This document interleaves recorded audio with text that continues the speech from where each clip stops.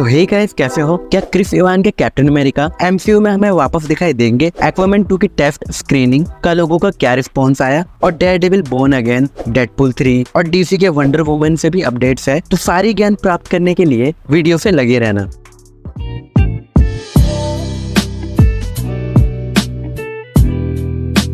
पहला अपडेट है captain America से, ओरिजिनल वाले। तो शायद ये एमसीयू में दोबारा रिटर्न कर सकते हैं। और ये बात मैं इसलिए कह रहा हूँ क्योंकि एक इंटरव्यू में उनसे एमसीयू में वापसी आने के बारे में पूछा गया था। तो उन्होंने बताया कि कैप्टन अमेरिका के रोल के लिए मैं कभी ना नहीं कहूंगा, क्योंकि ये मेरे लाइफ के वंडरफुल एक्सपीरियंस में से एक है। मतलब उनकी तरफ से खुली छूट है और पॉसिबिलिटीज है कि ये हमें एवेंजर्स सीक्रेट वॉर्स में दिख सकते हैं। तो देखते हैं क्या होता है।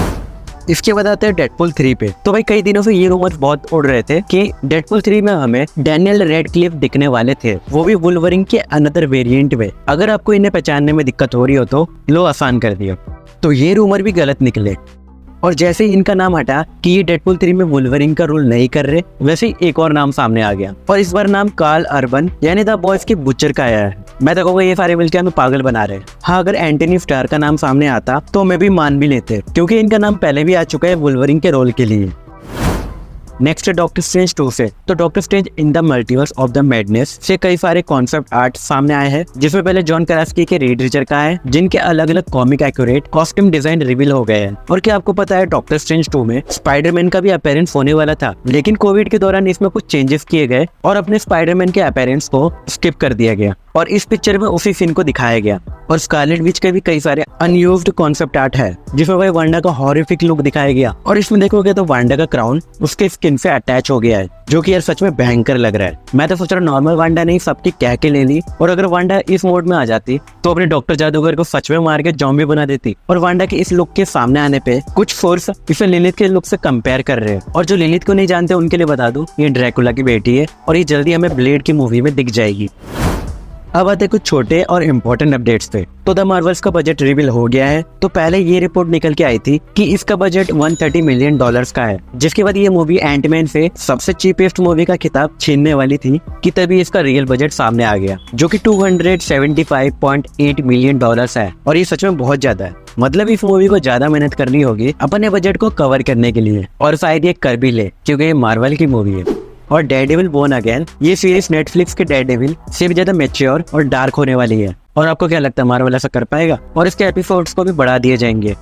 और वह जेम्स गन की तरफ से ये कंफर्म हो गया है कि सुपरमैन लेगेसी और क्रीचर कमांडोस, इन दोनों के प्रोजेक्ट्स की स्क्रिप्ट वो रेडी कर चुके हैं। और फिलहाल इन दोनों के प्रोजेक्ट्स को छोड़ के अभी डीसीयू की किसी भी अदर मूवी पे वर्क नहीं किया जा रहा।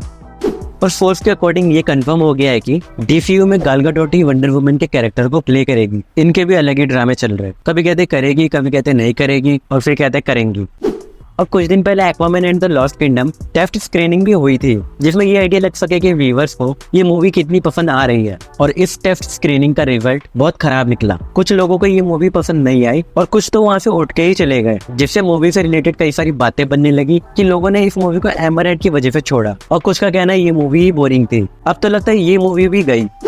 और जैसा कि हमें पता है इनविंसिबल सीजन 2 के बाद इसका सीजन 3 भी जल्दी देखने को मिल जाएगा। लेकिन ये सीरीज सीजन 3 तक ही सीमित नहीं रहेगी, बल्कि रॉबर्ट क्रिकमैन तो इसके 7-8 सीजन बनाने की प्लानिंग कर रहे हैं। लगता है वो इनविंसिबल के इंटायर कॉमिक को कवर करना चाहते हैं। करो भाई, हम तो बैठे हैं देखने के लिए। और ये कंफर्म हो गया है कि द वॉइस की स्पिन ऑफ सीरीज जनवरी में सोल्जर बॉय का भी कैमियो दिखने वाला है, जिससे रिलेटेड एक पिक्चर भी शेयर की गई है।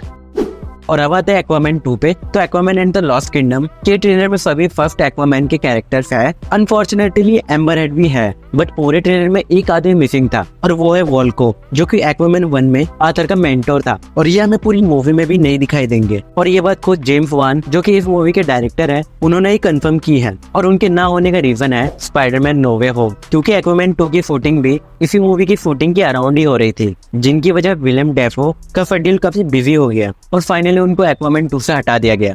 और दूसरी तरफ जेम्स वान ने आर्थर की मदर एटलांटा का रोल बढ़ा दिया। मतलब एटलाना अब आर्थर की न्यू मेंटोर है।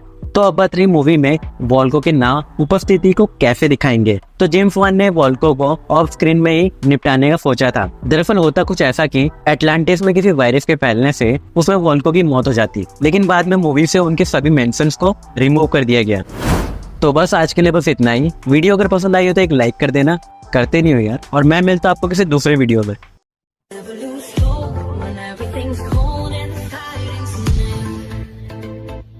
Deep in their bones, know how to smoke when the fire is